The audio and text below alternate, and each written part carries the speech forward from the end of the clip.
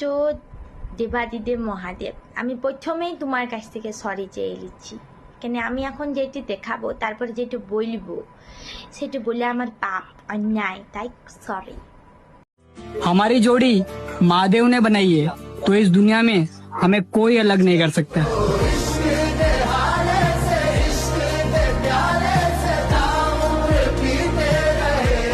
তো এই যে ভিডিওটা আমি তোমাদেরকে দেখালাম, এটা দেখার পরে আমার মনে হচ্ছে যে না, শুধু মানুষ লয়, শুধু মানুষ লয়, স্বয়ং দেবাদিদেব মহাদেব ভুল করে, ভুল হয়ে যায়।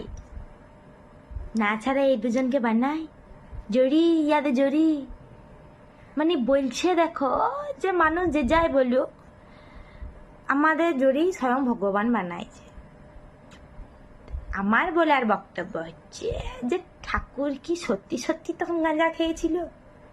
যখন ইয়াদের জড়িটা বানাইছিল সত্যি সত্যি গাঁজা খেয়েছিল না? ঠাকুর তখন পাপ লিও না, কিন্তু এটা তোমার বড় অন্যায় হয়েছে, বড় অন্যায়।